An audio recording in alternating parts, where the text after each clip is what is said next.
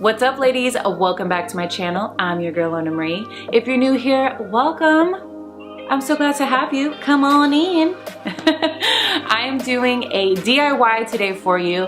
I am doing a beautiful fall centerpiece. Now you can use this for Thanksgiving, you can use it for weddings. I mean, you can use it when you walk in for your entryway. You can make it big and you can make it small, whatever scale you like to make it. But this is a beautiful centerpiece. I found some ideas on Pinterest and then I started searching on Etsy because I was being lazy, because you know they have some beautiful things on there, but the price tag was not what I was looking for. So I'm like, you know what, I can make that. I love DIYs, let's get this going. So today for you, I'm gonna help you make this beautiful centerpiece that I think is easy, fun, and affordable. Well, more affordable than buying it off of Etsy. So if you guys wanna see how I do this, definitely consider subscribing and hitting that bell because I love doing DIYs. I do a lot of lifestyle, mommy, organization videos, and I would love to have you. If you feel like depositing some positive energies into the universe, definitely give me a thumbs up. I'd so appreciate it. It really helps out my channel. I'll be linking everything for you in the down bar below, including my new website that has everything you need all in one place, including all of my favorites. So if you guys want to see how I put together this beautiful fall centerpiece and how you can put together one in your own home, then just keep watching. Like a fever,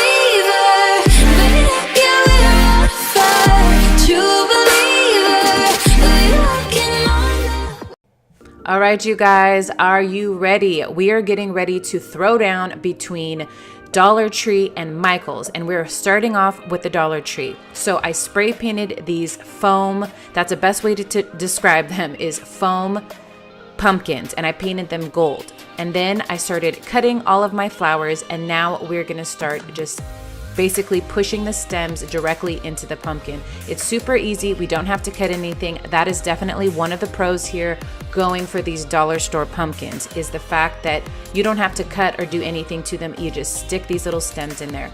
Also, the stems from the dollar store are a lot easier to cut. They're thinner and I feel like they're easier to maneuver. One of the cons that I did notice is the fact that when I was starting to stick flowers in, it was kind of getting caught. They were all getting tangled in there somehow. So I'm not sure why it was easier for the Michael's ones, but these ones were definitely harder to get inside there. But I did 5 different flower bundles, and that's including these little, I don't know what you want to call them, little fruit berries or whatever. And I started sticking them in the back. I didn't want them to look bare back there just in case somebody got a peek. So now I'm just basically putting flowers and berries in the dead space. I feel like when you have dead space, it doesn't look as good. And when you fill it up, it looks more expensive. You're just adding more flowers and it just gives it a more grandiose feel. And I absolutely love the way that it's looking. And to make it look even bigger and better and more expensive, I decided to put the 2 pumpkins together and give it some added height. And I really, really like the way this turned out, you guys. I think it makes it look expensive, and I only paid $7 for everything. Yep, I used 5 bundles of flowers and berries and 2 pumpkins, so that comes out to $7. Okay, and now we're getting into Michael's. So we have this pumpkin, I have a serrated knife because we have to cut the top off, and I have a couple of my wire cutters. I definitely need to invest in some because this was a struggle, I'm not even gonna lie. So anyways, I got all of these beautiful bundles from Michael's. Now, these bundles were half off. They were mostly 50% off. These were $4, and actually this was cheaper. It was like $4 something. The ones at the dollar store are a little more expensive if you buy them individually. So I start cutting the top off of this. Definitely be careful. My husband kept saying, watch out, be careful. And I'm like, I got this, I got this. So take your time and get the top of this bad boy cut off. You definitely want to go down far enough to where you have a large enough opening to start wedging in everything. So I'm taking these foam, I don't know what they're called, but it's for floral arrangement. So I'm going to size this up and stick this in the center here. And then I'm going to, you can also hot glue this down. It would have probably been easier, but for me, I just didn't feel like pulling it out. And I feel like whatever I can do to make things more simple is going to encourage me and inspire me to do it for next time. So I'm taking one of these bundles. I think I'm going to do this one right here. Then I'm just going to be cutting all of the stems. I like to do it this way. I like to cut them all first and then start placing them. If I need to give them a second trim, I can. I also like to bend and move them around and face them in different directions. I like to think of anything that I'm doing, whether it's hair or flower arrangements or anything like clay or putty. I just like to mold and manipulate things to make them look beautiful. First, I'm gonna be putting these cascading ones in first. I like setting the foundation, and then I like to put the bundle in my hand just so I can see what flowers look good next to each other, and I can get a good idea of where I want things placed inside of the actual arrangement.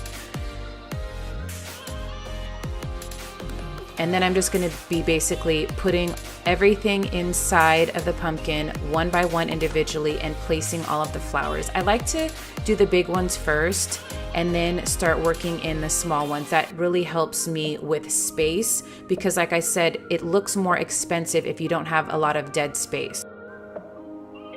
I'm just plugging all my little tiny flowers and berries and different things inside. I have some more leaves and different things just to add more color, dimension, shape. I think that's also what brings everything together, is just having a variety of sizes and shapes of things. But this is coming together so well. I absolutely love this. And don't forget to cover up that raw edge at the bottom. I think that's really important.